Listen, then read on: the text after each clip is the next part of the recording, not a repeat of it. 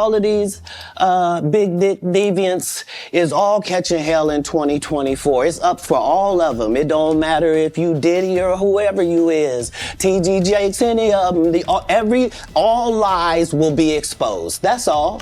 And anyone who takes that the wrong way, know why they take it the wrong way. Before he died, Prince was reportedly preparing to expose the dark truths about Hollywood's elite. He was gathering evidence, and according to Katt Williams, Prince begged Diddy to save him from Epstein. But why Diddy? Katt says Prince went to Diddy for help because he knew what was happening. He had seen things he shouldn't have seen. Allegations further suggest Prince witnessed abuse within the industry and at Epstein's island. At the time, many dismissed his words as cryptic or paranoid. But now the recent resurfacing of records tied to Sean Combs and Jeffrey Epstein has cast his words in a new, more serious light. So what did Prince know, and why did he go to Diddy of all people? Because in 30 years, I've done nothing but collect information, knowledge, and your secrets. So if you and a man was in a corner doing something you wasn't supposed to be doing... You will tell it? No, somebody come to tell me. Okay. I gather that, I value that, I'll pay for that. Come, tell me. I know so many things I shouldn't know, and they all know it. Katt Williams has always been known for his unfiltered and outspoken commentary, but recently he has stirred significant drama with his revelations about the entertainment industry's inner workings, particularly surrounding Prince, Diddy, and Epstein. Katt Williams' commentary these days no longer feels like mere comedy. It feels like a warning. He has spoken about the recurring presence of the same names and circles in troubling contexts, and this time it involved Epstein Island and Hollywood elites. His observations suggest a system where silence is maintained through influence and contracts rather than random chance. Afraid about being blackballed again? These are some power people. What do you mean again? These people are not powerful. Satan can't create anything. That includes blessings for his people. That's why, you know what the #1 job of somebody that sold their soul in Hollywood is? What? Is to act like it didn't happen.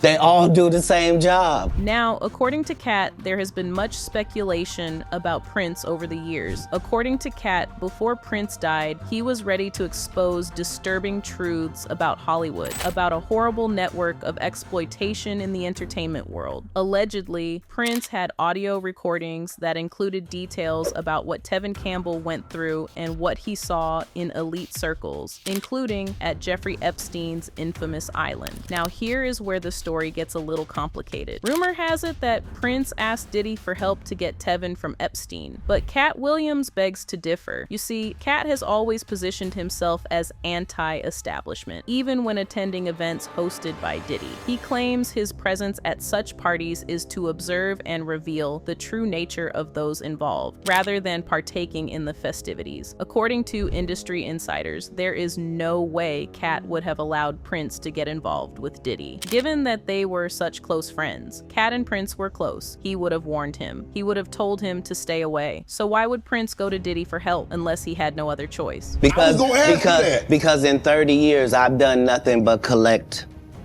information, knowledge, and your secrets.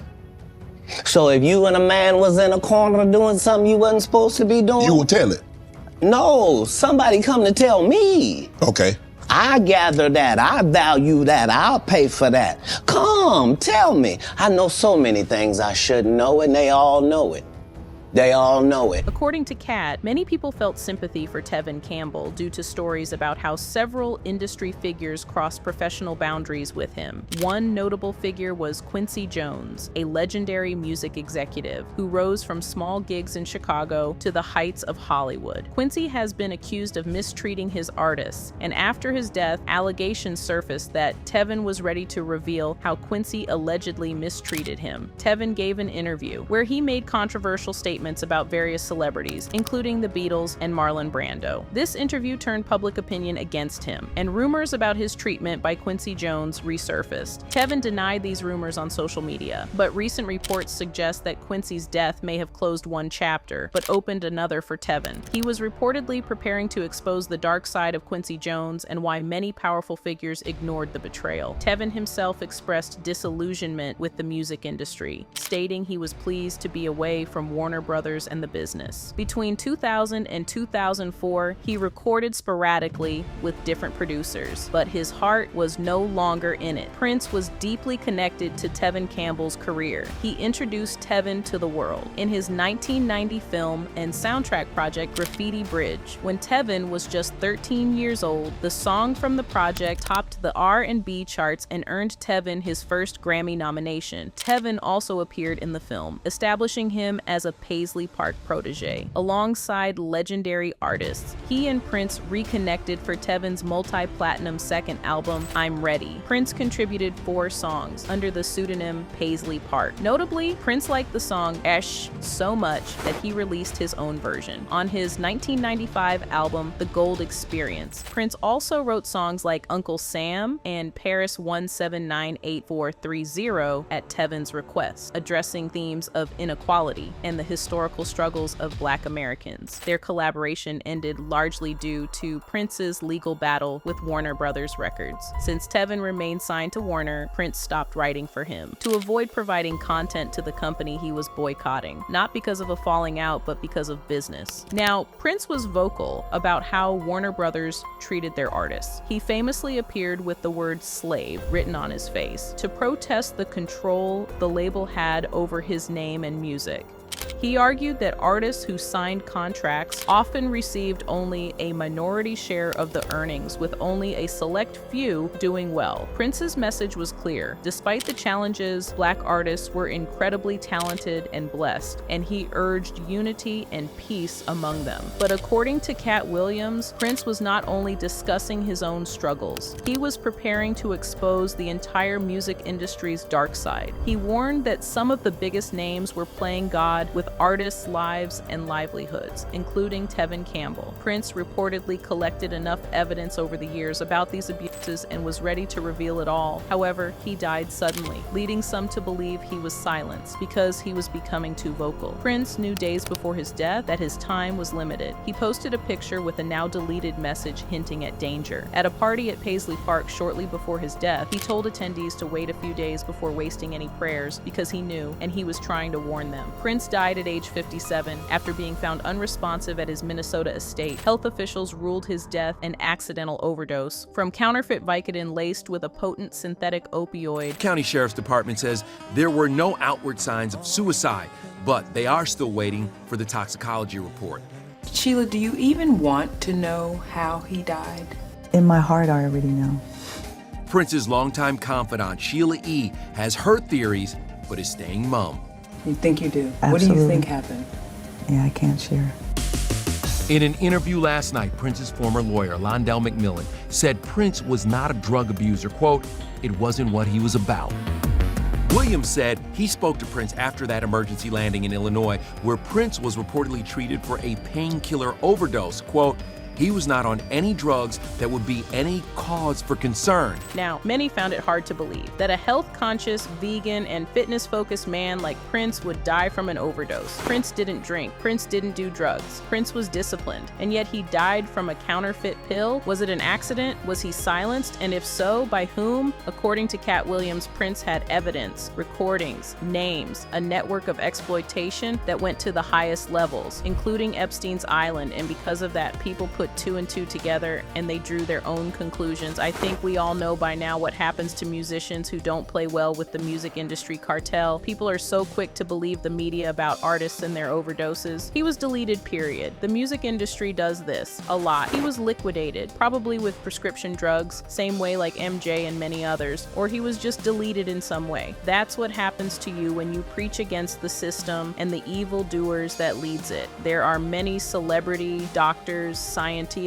engineers, etc., deaths that are still unexplained. Another Jesus down. Been like that since the beginning of times. Possible that somebody who's 57 years old and gets the flu dies in a kind of sudden manner like this? It is possible, Jake, but it wouldn't necessarily be the first thing that I would look at. You know, look, tens of thousands of people die every year because of the flu. Typically they are elderly people or very young. Or they have some sort of underlying medical condition. For example, if someone's immune system is weakened for some reason, that could make a flu, which is a viral infection, persist, and maybe even someone develop a bacterial infection on top of that. So again, we don't know, but you know, you're right to sort of ask the question. It doesn't make complete sense. While Prince was seen as a protector of artists like Tevin, there have also been allegations against him. Some claim Prince was similar to Epstein in exploiting young artists. Initially, people thought Prince was not part of the elite's darker activities, but it was revealed he socialized with figures like Diddy at parties, sometimes even showing up in pajamas. Kennedy Connor, a figure who had a contentious relationship with Prince, alleged that Prince was part of the filth in the industry. She recounted a frightening encounter where Prince tried to physically assault other women, including Charlene Friend, an ex-girlfriend, accused Prince of filming them without consent, threatening them, and controlling their lives. These allegations mirror the disturbing behaviors reported at parties hosted by Diddy and others, including those linked to Epstein's Island. Jill Jones, a close associate of Prince, recalled a 1984 incident where Prince kissed her friend without consent, leading to a physical altercation. She alleged Prince repeatedly attacked her afterwards, but did not press charges due to pressure from his management and her feelings for him. Susanna Melvine also alleged that Prince controlled her communications and restricted her freedom while they lived together. A pattern emerges, not of a simple hero, but of a complicated man. Despite the allegations against Prince, it is clear that something traumatic happened to Tevin Campbell. That pushed him away from the music industry. Whether or not Prince was involved in the darker side of the industry, Tevin's experiences, including what he may have witnessed at Epstein's Island, remain a troubling mystery. The entertainment industry has long been criticized for its exploitation of young artists, and these revelations only add to the calls for transparency and justice. Not one person, a system that allowed abuse to happen, that protected predators, that silenced victims. So we'll leave you with this. What did Prince know? Was he a protector or a participant? What happened to Tevin Campbell? What did he witness at Epstein's Island? Why did Diddy have so much power? And why did so many people stay silent? Katt Williams has spoken. Prince is gone. Tevin has struggled to be heard. The truth is still unfolding. The calls for transparency and justice grow louder. More victims are coming forward. More documents are being unsealed. More questions are being asked, and we must not look away. Comment below with your thoughts. Do you believe Prince was a protector, or was he part of the system? What do you think happened to Tevin?